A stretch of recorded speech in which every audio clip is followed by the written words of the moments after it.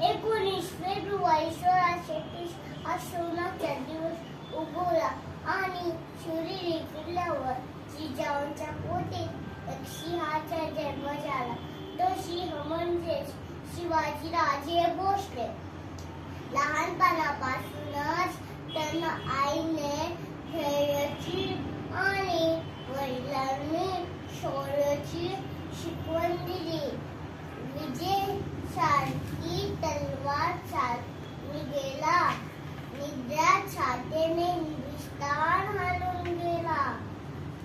गणपती अश्वपती भूपती प्रजापती महाराजांच्या आणि छत्रपती शिवाजी महाराजांच्या विजय असो.